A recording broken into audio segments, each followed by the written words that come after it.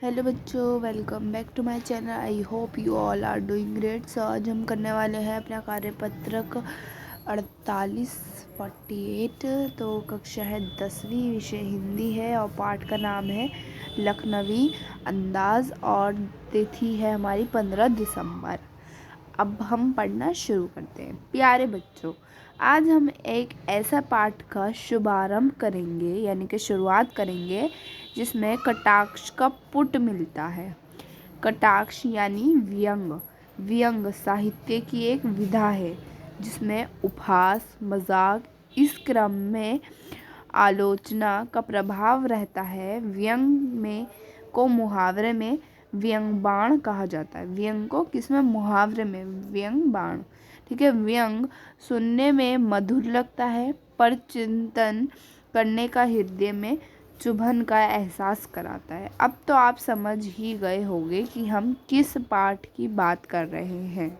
जी हाँ, लखनवी अंदाज यानी कि लखनऊ का अंदाज की यहाँ पर बात की जाएगी। इसके लेखक हैं यशपाल जी। यशपाल जी ने इसको लिखा है।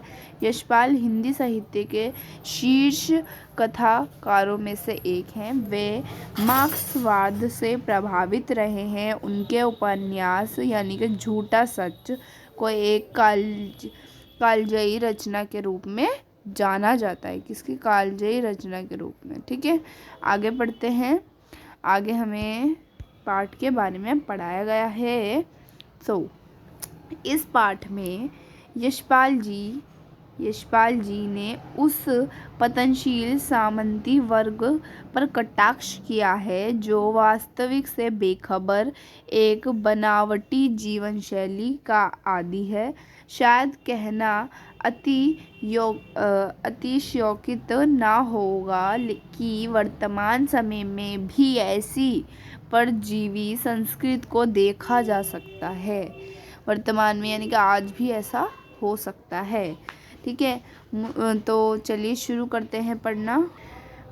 तो मुफ्तसल की पैसेंजर ट्रेन चल पड़ने की उतावली में फुकार रही थी। आराम से सेकंड क्लास में जाने के लिए दाम अधिक लगते हैं। दूर तो जाना नहीं था। भीड़ से बचकर एकांत में नई कहानी के संबंध में सोच सकने और खिड़की के प्राकृतिक हृदय देख सकने के लिए टिकट सेकंड क्लास का ही ले लिया। यानी कि उसने सेकंड बॉक्स का टिकट लिया। गाड़ी छूट रही थी। सेकंड क्लास के एक छोटे डिब्बे को खाली समझकर जरा दौड़कर उसमें चढ़ गए। अनुमान के प्रतिकूल डिब्बा निर्जन नहीं था। एक बर्थ पर लखनऊ की नवाबी नस्ल के एक सफ़ेद पोश सज्जन बहुत सुविधा से पालथी मारे बैठे थे। सामने दो ताज़े चिकने खीरे तौलिए पर रखे थे। डिब्बे में हमारे सहसा कूद जाने से सज्जन की आंखों में एकांत चिंतन में विधन का असंतोष दिखाई दिया। सोचा हो सकता है ये भी कहानी के लिए सूझ की चिंता में हो या खीरे जैसी अपदार्थ वस्तु का शौक करते देखे जाने के संकोच में हो। ठीक है, इसके बाद का हमें नेक्स्ट वर्कशीट में दिया जाएगा। अब हमसे कुछ क्वेश्चन पूछे हैं जिनके हमें आंसर देने हैं। पहला क्वेश्चन पूछा है, प्यारे बच्चों, उपरोक्त गद्यांश को पढ़कर पूछे गए प्रश्न में दिए गए विकल्प में से सही विकल्प का चुनाव कीजिए। कौन सा सही विकल्प है? लखनवी अंदाज के लेखक यशपाल पर प्रभाव है।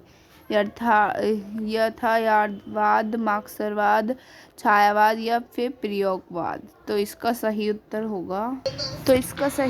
होने वाला है मार्क्सवाद। उसके बाद पूछा है झूठा सच उपन्यास किस रचनाकार है? तो ये भी यशपाल ने ही लिखा है। यशपाल जी ने। व्यंग में सम्मिलित होते हैं। किस पर आता है? सभी, क्योंकि हंसी मजाक परिहास सब आता है इसमें, तो सभी होगा। ठीक है, लेखक ने सेकंड क्लास का टिकट क्यों खरीदा? तो इसका सही उत्तर होगा घाय। एकांत में एकांत में चिंतन कर नई कहानी की सूझ में। ठीक है, सफ़ेद पोश का अर्थ है सफ़ेद कपड़े। ठीक है, फिफ्थ का खा हो जाएगा। आगे हमसे एक प्रश्न पूछे हैं, 3 प्रश्न पूछे हैं। सफ़ेद पोश सज्जन पुरुष ने तौलिए पर कौन सी वस्तु रखी हुई थी? तो उन्होंने खीरे रखे थे। ठीक है, खीरे। उसके बाद लेखक के अनुसार यहाँ खीरा किस वर्ग का प्रतीक है? तो यहाँ पर खीरा किस वर्ग का प्रतीक है? आम। तो इसका सही उत्तर होगा यहाँ पर मामूली लोगों का। ठीक है, मामूली लोगों का प्रतीक है। ठीक है, उसके बाद व्यंग्यबाण के रूप में प्रयोग किए जाने वाले मुहावरे का पता लगाकर लिखिए। इसके मुहावरे का, तो इसका सही उत्तर होगा थर्ड का, हमें मुहावरे पता लगाने थे। ये रहा हमारा उत्तर। तो पहला है अधजल गगरी छलकत जाए और दूसरा थोता चना बाजे घना। ठीक है, ये हमारा आंसर नंबर थर्ड हो गया। उसके बाद हमसे यहाँ पर बोला गया अपने शिक्षक की सहायता से कुछ और व्यंग रचनात्मक एवं उनके लेखक का नाम पता लगा कर लिखिए। तो ये रहा हमारा उत्तर। पहला प्रेमचंद के फटे जूते, हरिश्चंद्र परसाई, राग दरबारी, श्रीलाल शुल्क और अंधों का हाथी शरद जोशी। ठीक है, ये हो गया हमारा एक्स्ट्रा क्वेश्चन। तो यही थी हमारी आज की वर्कशीट।